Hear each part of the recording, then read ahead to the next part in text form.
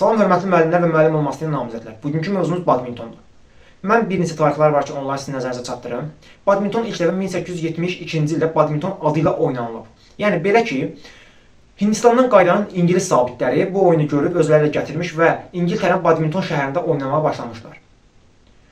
Yəni badmintonun adı İngiltərənin badminton şəhəri ilə bağlıdır. Şəhərin adını oyuna veriblər. Və bunun səbəbkarı Hindistandan qayıdan dediyim kimi İngilis zabitləri olub. Daha sonra 1934-cü ildə federasiya yaradılıb, yəni badminton federasiyası yaradılıb. Daha sonra 1962-ci ildə Bakı çempionatı, Azərbaycanda badminton üzrə Bakı çempionatı keçirilib, 63-cü ildə Azərbaycan çempionatı keçirilib. Daha sonra Azərbaycan Badminton Federasiyası 1996-cı ildə təsis edilib, yenilənib, yəni daha sonra 1997-ci ildə Beynəlxalq Badminton Federasiyasına üzv qəbul olub. Azərbaycan Badminton Federasiyasının prezidenti Talay Ziyadovdur. Mən çatdırım ki, 2 ildən bir keçirilən kişilər və qadınlar üzrə kişilərdə Thomas kuboku var, qadınlarda Uber kuboku təşkil olunur. Bunu deyim ki, badminton 3 cür oynanılır. Təklər, cütlər və qarışıq cütlər. Bu nə deməkdir? Təklər, yəni biri A komandası, biri B komandasında. Bir oyuncu A komandasında olur, bir oyuncu B komandasında. Daha sonra cütlər, 2 oyuncu, 2 kişi və yaxud 2 qadın A-da, 2 qadın və yaxud 2 kişi B-də və qarışıq cütlər. Bir qadın, bir kişi A-da, bir qadın, bir kişi B komandasında. Yəni bu şəkildə oyun oynanılır və bunun üçü də təklər, cütlər və qarışıq cütlər. Klassik növdür. Klassik növ nə deməkdir? Yəni badminton idman oyunu Olimpiya oyunları proqramına daxil edilib. Olimpiya oyunları proqramında var, oynanılır. Və ilk dəfə Olimpiya oyunlarına 1992-ci ildə daxil olub. Düzdür, əvvəllər Olimpiya oyunlarında oynanılıb. Lakin rəsmi şəkildə ilk dəfə 1992-ci ildə təşkil olunub. Yəni bilirik ki, 92-ci ildə keçirilən Olimpiya oyunları Barselonada olub və badminton burada Olimpiya oyunlarında iştirak edib. İndi isə sizə meydança haqqında məlumat verim. Badminton meydançası digər idman oyunlarında olduğu kimi düzbucaqlı meydançadır.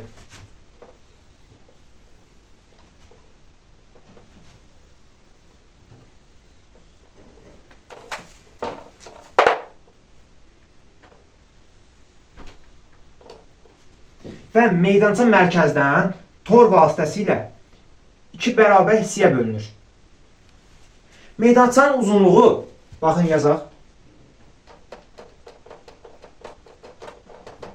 Meydançanın uzunluğu təklər və cütlər üçün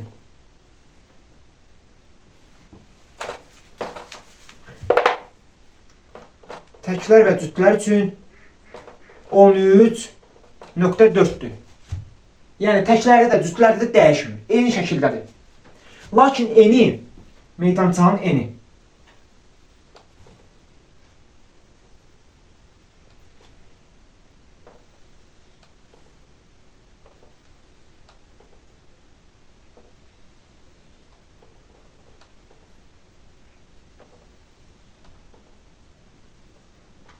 baxın, uzunluğu cütlər, təklər üçün eynidir. 13.4. Lakin eni təklərdə və cütlərdə. Təklərdə 518 cm, cütlərdə isə 610 cm-dir. Baxın, diqqətli olun. Meydançanın uzunluğu təklər və cütlər üçün dəyişmir. Eyni şəkildə qalır. Uzunluq 13.4-dür. Lakin eni təklərdə 518, yəni 518 cm, 5 metr 18 cm. Cütlərdə isə 6 metr 10 cm, yəni 610 cm-dir cütlərdə. Və tor, dedik tor mərkəzdən meydanı 2 bərabər hissəyə bölür. Həmin torun, yazaq buradan tor, torun uzunluğu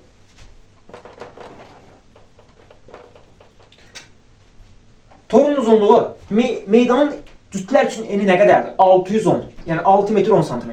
Torun da uzunluğu eynidir. 610 cm, yəni 6 metr 10 cm. Torun eni isə eni.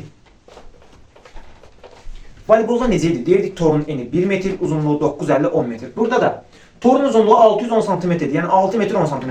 Lakin torun eni isə 76 cm-dir. Voleybolda torun eni 1 metr, badmintonda torun eni 76 cm-dir. Və torun hündürlüyü. Diqqətli olaq burada. Torun kənarlardan hündürlüyü.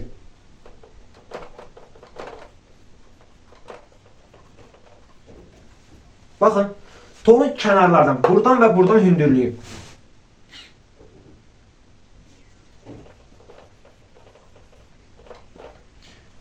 155 santimetrdir. Torun kənarlardan hündürlüyü 1 metr 55 santimetrdən çox ola bilməz. Kənarlardan hündürlüyü. Lakin mərkəzdən isə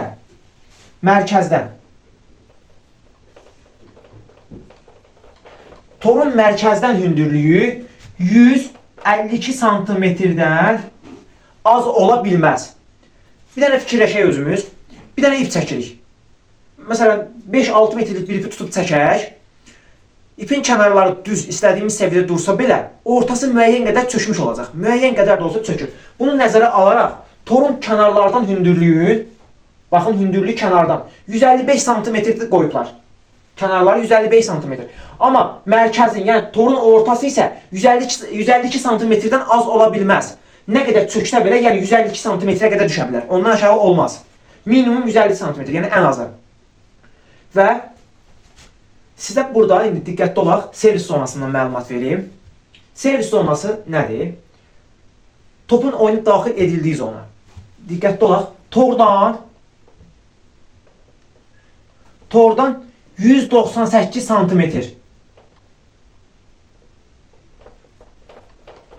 Yəni tordan 1 metr 98 santimetr arxada, tordan 1 metr 98 santimetr kənarda belə deyək də, arxada aralı, ölçüsü 3 metr 96 santimetr olan servis zonası var.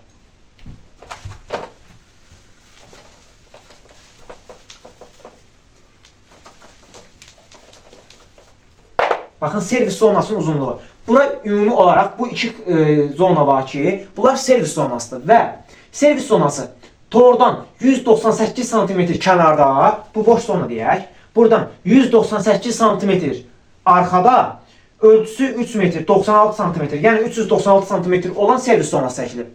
Və oyuncular topu bu servis zonasına rəqib tərəfə ötürürlər. Top deməyək, bunu da aydınlıq gətirək. Badmintonda top yoxdur. Volandır. Ya tük topu deyirlər, top demirlər, ya tük topu deyirlər, ya da volan deyirlər. Əksəriyyətini volan deyirlər. Və indi mən sizə bir də bunu nəzərə çatdırım ki, meydanın bir yarım sahəsində nə varsa, hamısı digər yarım sahədə mövcuddur. Burada olan ölçülər eyniliklə burada da var. Daha sonra sizə raketka haqqında məlumat verim. Raketka. Təxmini olaraq bir dənə raketkanın şəklini çəkməyə çalışım. Badminton raketkası bu şəkildə olur təxmini olaraq. Uzunluğu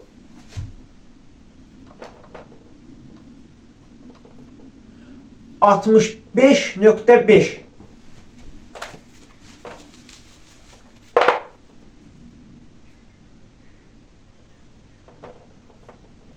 65.5 santimetr. Raşetkanın uzunluğu 65.5 santimetr. Çəkisi isə 135-190 qram arası dəyişir. Yəni 135-190 qram arası ola bilər. Uzunluğu 65.5, çəkisi isə 135-190 qram olur. Və raketkanın eni. Raketkanın eni isə 23 santimetrdir. Raketkanın şəkli təxmini bu şəkildədir, forması. Eni 23 santimetr, uzunluğu 65.5 santimetr, çəkisi 135-190 qram arası dəyişir. Və dedik balon və yaxud tük topu. Badmintonda top deyilmir. Ya balon deyirlər, ya da tük topu. Balon 16 lələkdən ibarətdir. Balon və yaxud tük topu 16 lələkdən ibarətdir. Balonun ölçüsü, diametri. Balonun diametri 3.5 santimetrdir. Dedik, diametri nədir? Məsələn, bir dairə və yaxud bir yumru bir şey götürək. Bir kənarından digər kənarına olan məsafə. Diametri, balonun diametri 3.5 santimetrdir. Çəkisi isə, balonun çəkisi 474 5.5 qram. 474 5.5 qram arası balonun çəkisi dəyişir. Daha sonra sizə setlər haqqında məlumat verim. Badminton idman oyunu minimum 2, maksimum 3 set oynanılır. 2, maksimum 3 set. Yəni minimum 2 nədir? 2 dənə seti qalib gəldin, birinci, ikinci seti 1-0 və 2-0 qalib gəldin, fisyo. 2-0 qalib gəlmisənsə oyun bitir. Üçüncü setə ehtiyac olmur. İkinci setinə bitir. Birinci və ikinci seti qalib gəldi bir komanda. 2 setdə qazandısa, fisyo, oyun bitəcək. Bu komanda oyunun qalibi sayılır. Lakin birinci seti A komandası, ikinci seti B komandası qazanırsa, artıq burada oyun gedir üçüncü setə. Məcburən oyun gedir üçüncü setə və oyun püşkatma ilə başlanır. Oyunda bir dəfə püşkatma olur, tək bir dəfə püşkatma olur. Birinci setin oyunun əvvəli püşkatma keçirilir və o başqa vaxt püşkatma keçirilmir. Sizə setlər arası fasiləni deyim. Setlər arası fasilə, diqqətli olun. Birinci və ikinci set arası fasilə, 1 və 2 arası fasilə 1 dəqiqə olur. 2 və 3-cü set, əgər 3-cü set oynanılarsa, 2 və 3-cü set arası fasilə 2 dəqiqə olur. Birinci, ikinci set arası fasilə 1 dəqiqə, ikinci, üçüncü set arası fasilə 2 dəqiqə. Və bunu sizin nəzərinizə çatdırım. Komandaların yer dəyişməsi. Komandaların yer dəyişməsi nə vaxt olur? Məsələn, dedik dəfə püşkatma olur oyunda birinci setin oyunun əvvəli. Birinci setin əvvəli püşkatma oldu. Püşkatmaya əsasən A bura düşür, B bura. Birinci set bitir, ikinci set başlayanda komandalar yerini dəyişir. A'dır da, A, B. A keçir B'nin yerinə, B keçir A'nın yerinə. Yerlərini dəyişirlər. İkinci set başlayanda. Üçüncü set oynanılarsa, üçüncü set başlayanda yenə A qayıdır B'nin yerinə, B qayıdır A'nın yerinə. Burada da yerlərini dəyişirlər. Və burada diqqətli olun.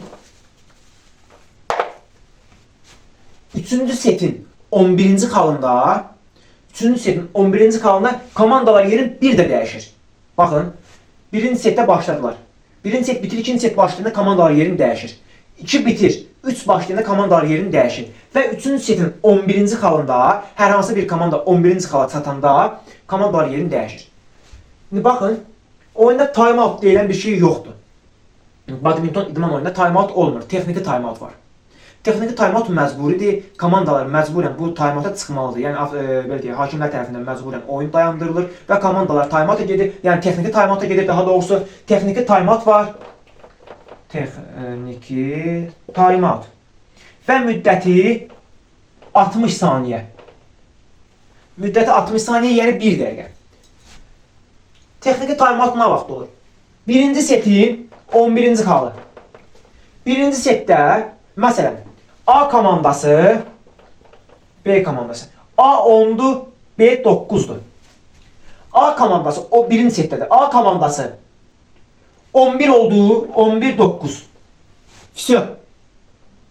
Gedirlər texniki time-out'a. Artıq burada B də 11 olanda getsinlər deyə bir şey yoxdur. İlk 11-ci xala çatan komanda hansı olur olsun fərqi yoxdur. Komandalar texniki time-out'a gedirlər.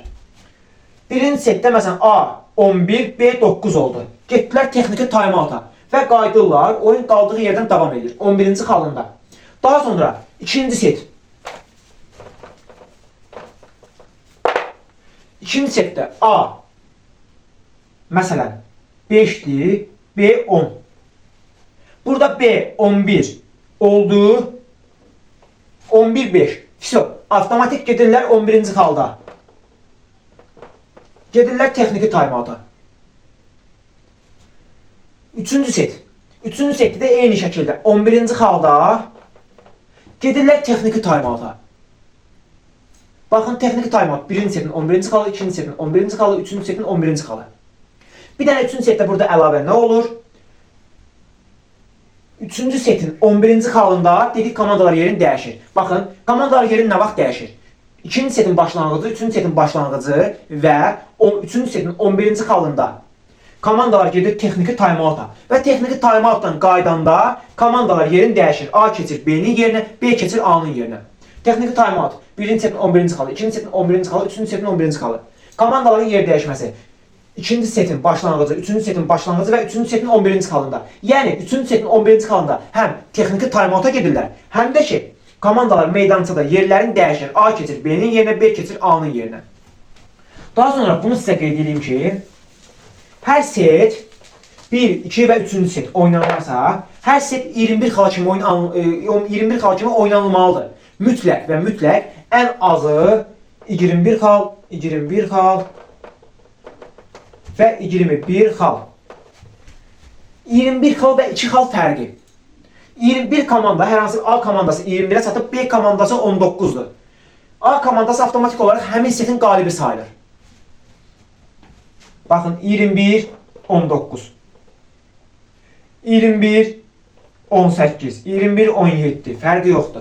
21'ə çatıbsa, 21 olubsa, arada 2 və daha çox xal fərqi varsa, 21 xal qazanan komanda həmin setin qalibi sayılır. Lakin 21 21'dir. Gedəcək 23'ə. Hər hansı bir komanda 23 olmalıdır. Deyək 23 22. Hər hansı bir bu komanda və yaxud bu komanda 24 olub, arada yox, artıq bu komanda 25 olmalıdır. 22'dir. Qalib gəlmək üçün 3 xal toplamalıdır ki, rəqiblə arasında 2 xal fərqi yaransın. Və yaxud da ki, bu komanda olsun. 23-22 qalibdir, düzdür. Üzr istəyirəm. 23-22 arada bir xal fərq var. Avtomatik burada bu bir xalda, yəni 24-22 eləməlidir ki, oyunun qalibi olsun. Setin qalibi olsun. Deyək olmadı. 24-24. Oldu 25-24. Sonra oldu 25-25. Yəni bərabərlik gedir də. Dedi yaxın. 2 xal fərqi yaratmaq. Ta ki 29-29'a qədər. 2 xal fərqi yaranmalıdır. Lakin hesab burada 29-29 olubsa, burada 2 xal fərqi gözləmirlər. Avtomatik olaraq hansı komanda 30 oldusa, baxın 29-29'da hansı komanda 30 oldusa, həmin komanda qalib olur. Setlər ən azı minimum 21 xal və 2 xal fərqi yaratmalıdır. 21 xal toplayıb 2 xal fərqi yaratmalıdırlar. Lakin 21 xal toplanıldı. Arada 2 xal fərqi yoxdur. 2 xal fərqi 29-cu xala qədər, 2 xal fərqi yaranana qədər oynayacaqlar. Lakin hesab 29-29 olarsa, artıq burada 2 xalı gözləmirlər. Avtomatik olaraq hansı komanda 30-cu xalı topladı, 30, 29. 30 olan komanda fisiyo qalibdir. 29-29 oldusa, arada 2 xal fərqi gözləmirlər. Amma 29-27 ola bilərdi. Və yaxud 28-26 ola bilərdi. Burada 2 xal fərqi olmalıydı. Amma 29-29 olubsa, artıq burada 2 xal fərqini gözləməyəcəklər. Avtomatik olaraq 30'u qazanan qalib olur. Fisiyo. 30'u qazanan qalibdir. Bir daha deyirəm. Setlər 1, 2, 3 setdir. Minimum 2, maksimum 3 set. Setlər minimum ən azı 21 xala qədər oynanılmalıdır və arada 2 xal fərqi yaranmalıdır. Lakin hesab gedib 29-29'a çıxarsa, avtomatik burada 2 xalı gözləmirlər. 30 xalı toplayan komanda qalib olur. Yəni setlər neçə xala kimi oynanılır desək, minimum yəni 21 xal, maksimum 30 xala qədər oynanıla bilər. Setlər bundan artıq və yaxud bundan əksik oynanıla bilməz. Minimum 21, maksimum 30 xal. Daha sonra sizə bunu deyim ki, bir komandanın maksimum 12 oyuncusu ola bilər. Lakin badmintonda oyuncu dəyişikliyi yoxdur. Oyuncu dəyişdirilə bilməz. Heç bir şəkildə oyuncu dəyişikliyi yoxdur. Məsələn, dedik təklər, cütlər, qarşı cütlər. Məsələn, cüt oynayırlar, yəni 2-2 oynayırlar. 2 nəfər buradadır, 2 nəfər burada. Avtomatik olaraq, deyək, burada bir nədən A komandasının oyuncusunun biri yıxıldı, qolu sındı, qolu qırıldı. Burada artıq oyuncu dəyişikliyi olmayacaq. Davam etdirə bilirsən, etdir. Etdirə bilmirsənsə, burada komandaya texniki məğlubiyyət veriləcək. Qalibə 2, məğluba 1 xal verilir. Qalibə 2, məğlub 1 xaldır. Bərabərlik yoxdur. Badminton idman oyununda bərabərlik olmur. Qalib 2, məğlub 1 xalla qiymətləndirilir. Oyuncu dəyişikliyi yoxdur. Məşqçi var. meydançada belə deyək, texniki zonda məşqçi ola bilər. Məşqçi texniki time-out gedəndə orada öz oyunçusuna məsləhət verə bilər, köməklik göstərə bilər. Lakin oyun epizodunda, oyun getdiyi halda məşqçi oyunçuya heç bir müdaxilə eləyə bilməz. Daha sonra sizə bayaq danışdıq, servisdən deyim. Baxın, oyunun başlanğıcı, yəni oyunun birinci setin başlanğıcında, oyunun başlanğıcı cüt hallarda, oyunun başlanğıcı və cüt hallarda, məsələn 2-də, 4-də, 6-da və oyunun başlanğıcında 0-0 olanda Valan oyuna sağdan çəpinə daxil edilir.